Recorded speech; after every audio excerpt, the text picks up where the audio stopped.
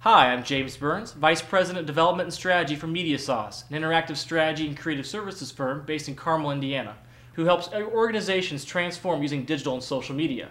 Today we're going to talk about election 2008 and how Obama won the election using digital and social media.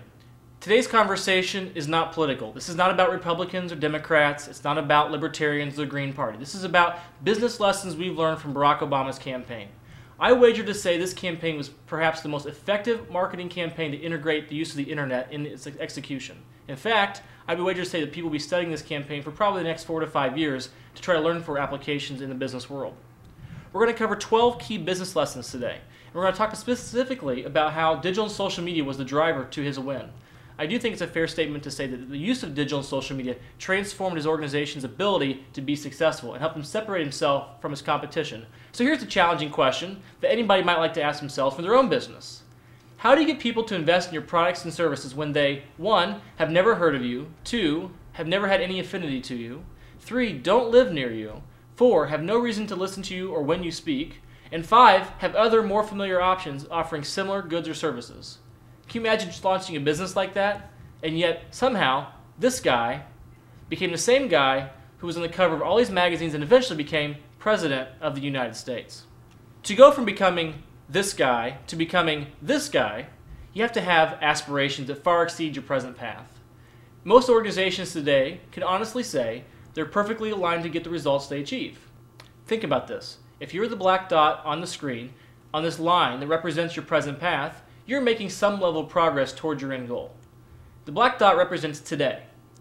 If you thought about where you are today, and you didn't change anything you do now or in the near future, would you be safe to say that you would probably achieve the same goals you'd always expected to achieve? I'd wager yes. However, I'm guessing each and every one of you probably have a higher desire and higher aspirations to achieve more with your business than what you're presently aligned to do. Our organization has been aligned around the idea of what are your highest aspirations, what is your present path, and what's the space in between. We believe that any organization can fill this gap using digital and social media. We call the gap the vision gap. To identify what your vision gap is, you have to know something important. You have to know your goals. Obama's campaign goal was quite clear, but you can't just have goals. You have to build the proper strategy, and strategy is critical because you cannot afford to experiment. You want to outmaneuver, you want to outwit, you want to win. And winning takes good strategy, focus on key goals, and built around one core mission. What are we trying to achieve and why? A lot of organizations fail in goals. They create goals like we want to recruit better people, we want to add more business, we want to grow 5% year over year, we want to gain new market share. Goals need to be specific. They don't need to be everything. Companies who align themselves to 100 different goals don't achieve any of them. Companies who align themselves to 3 or 4 core goals can. Barack Obama's campaign had simply one goal: become President of the United States. Everything else in his life didn't matter. It was the one goal that made him successful. And think about it. It wasn't being on the cover of Time magazine. It was actually becoming the next president. Why are you in business? I'll tell you one thing. It's not about you. But think of many times your business operates as if it's what's important for you. What products do you want to sell? What services do you want to sell? What do you want to make sure your customer buys? Guess what? It's about the consumer.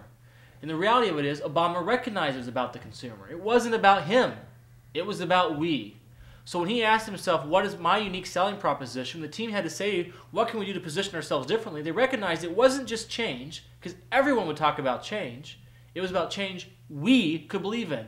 And the important word in that statement is we. It was in that case he created differentiation from himself to all his competition.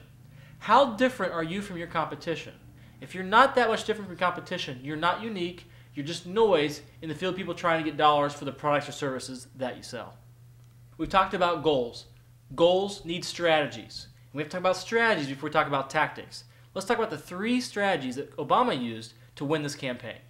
The first strategy, and the most important one, is integrate the internet into every single thing we do. Don't just do the internet as a secondary approach. Integrate it into the web and as a hub of our operations. Think about that. How many people in your organization currently decide to have a web guy or a web team? And every time something relates to the web, you choose to call on the guys from that department. Does that really work? Does that really transform your organization to compete in the digital age? I don't think it does. And in fact, most of the organizations that we work with rarely, if ever, see success when they rely on simply a web team. It's about integrating the internet into your entire existence, from human resources to customer service, product development, service development, sales, marketing, etc. Everything in your organization completely focused and surrounding how the internet touches it, interacts with it, and empowers it. Strategy number 2, and this is a key one. Integrate the internet into everything we do, but more importantly, be grassroots. Think about the individual.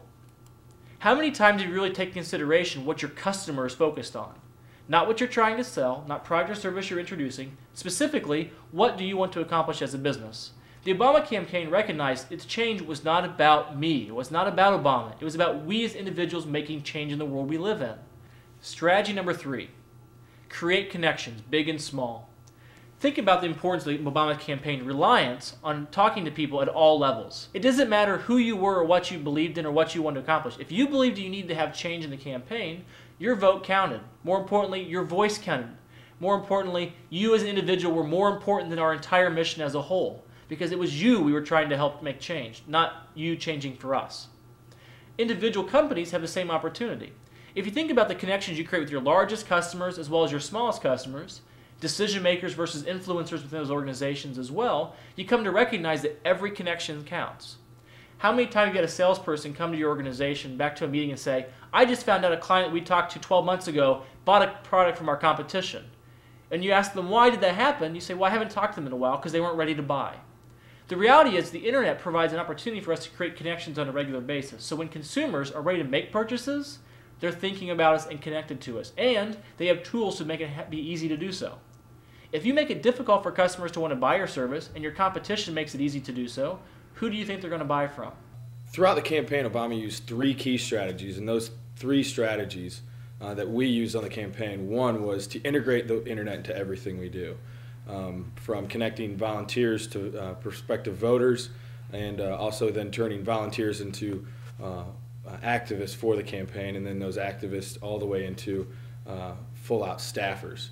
If there's anything that made the process easier, it would be the integration of the internet into the campaign, because as you work through, you can always go back to the voter database. You can always go back to the internet and use it to connect with somebody.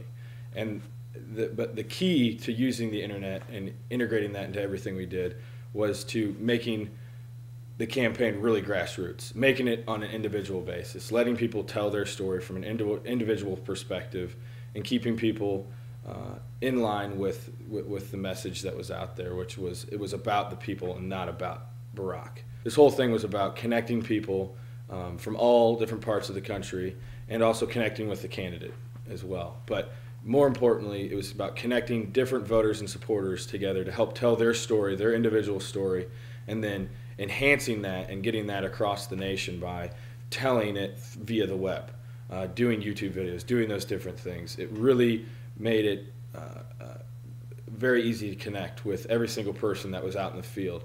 We've talked about strategy. 1, integrate the web into everything we do. 2, be grassroots and think about the individual consumer. And 3, create lasting connections and maintain them throughout the life of the relationship. Developing a strategy is important. Once you recognize what the strategies are, we got to recognize who we're going to have on our team. Having a web guy or a web team is not the solution. That's the way we did business 5, 6, 10 years ago.